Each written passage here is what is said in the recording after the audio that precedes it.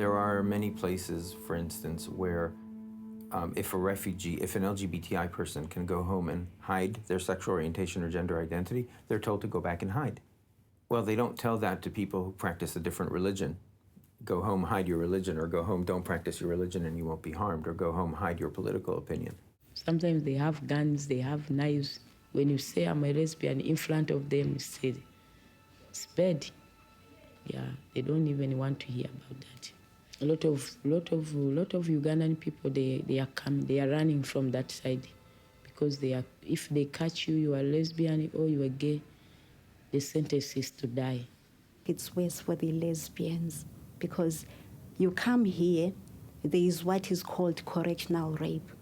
Somebody has to prove, somebody has to show you that, you know what, I'm a man and you're a woman, and as a woman, I expect you to give me, to give me as a man what I need or what I expect you to give me, whether you want or whether you don't want. When people, they realize that you're gay, they don't want to associate with you, they don't want to study with you at school, they don't want to talk to you, they don't want to have anything to do with you. They laugh at you, they call you all sorts of names when you're walking in the streets, and that kind of stuff. Probably means because at times you behave in a feminine way unknowingly, and people think that's queer, that's unacceptable, that's inhuman, that's so unchristian. So at times you tend to live a lonely life. There are people that I'm living with that are homophobic, and these people are not South African. They are from this different nationality. Like this guy I'm staying with, this guy is from Ghana, and the other people are staying in this house, and the landlord is a Congolese, and the son, all of the people are Congolese again in this place. They talk about gays a lot, and they don't like gays. So if I said I will come out, like this is the way I am, I'll be kicked out.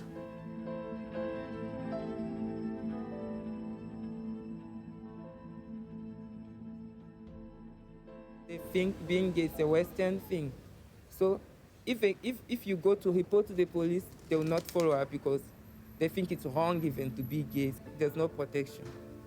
So I've been attacked. Even last Friday, just a random guy wanted to stab me to death just on the streets. And then I didn't do nothing. He took my bag, he took my phone, he was calling me, like in Afrikaans, it's mean gay in an offensive way, like Morphe. So he was like calling me like that, beating me up, and I don't know, it's hard. You can see me as a man, but I'm a man in a woman's body. I've got woman's feelings. And from there, I can't change myself. Of course, they can criticize, they can say whatever they say about me. But the fact is, I take myself as a woman. I didn't come here to do this kind of job. I came here, to be free, Because in my country, I wasn't free about what I am. I get money. If I get money, I send it home to my parents. I'm a breadwinner at home. Yes. With this kind of job which I'm doing as a sex worker. Yes. What we found is from the LGBTI refugees and asylum seekers, employment is the hardest for them to find. It seems to us that they are the most unemployable group that we work with based on the prejudice of societies. I don't want to do escort for money, sell my body for money. I don't want to do it. No, there are so many things that I know I'm perfect to do. You understand?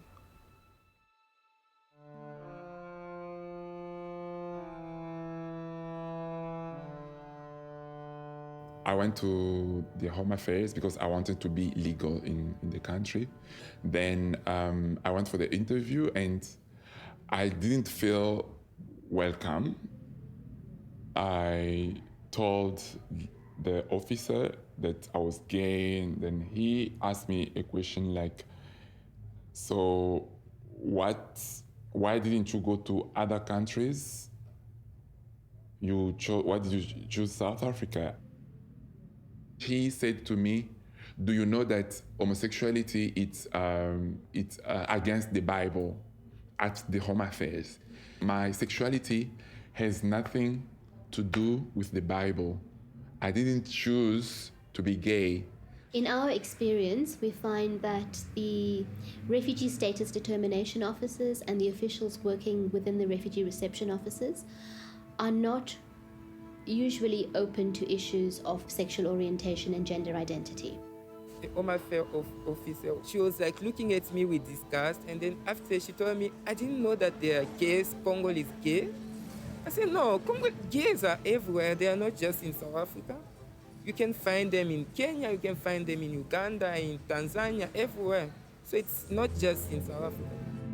Bueno, la idea de asilo, no, nunca supe qué era asilo, nunca supe que podía llegar a un país y poder aplicar para asilo.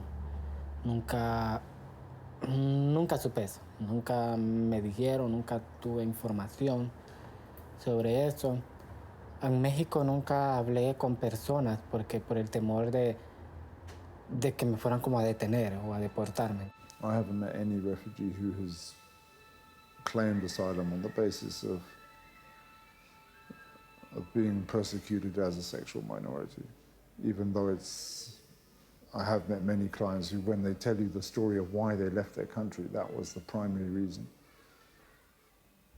So generally what happens is they will focus on another part of their story, which is not directly LGBTI. We dealt with a case in particular of a Ugandan woman who applied for asylum, and she was rejected. Her claim was rejected. Even though she was completely credible, her story was entirely believable. She provided evidence of persecution in her country. She came from Uganda. And the refugee status determination officer, as well as the office manager, said that they were going to reject her application because they felt that she was having relationships with men. There was no basis for that conclusion. There was no basis for any of their reasoning, but they felt that she was not credible, and for that reason she was rejected. We assisted her with her refugee appeal. She was subsequently successful, but she was so deeply traumatized by going through that refugee status determination system that it has had a very serious impact on her ability to integrate. She is extremely depressed, and the levels of depression are so high that she's unable to work. There was, I remember one instance of a client that I was representing directly. I was sitting with him at the interview, and we had practiced for days and days and days him coming out. He had never said the words, "I'm gay," but he was escaping basically a death sentence because he was gay. And he just couldn't bring himself to admit to himself that he was gay. So how was he possibly going to admit to the authorities that he was gay? And we got into the room. He almost fainted 5 times before the interview. During the interview, I saw him about to faint every 5 minutes, but we somehow got through it. And he was given refugee status. And now he's safe.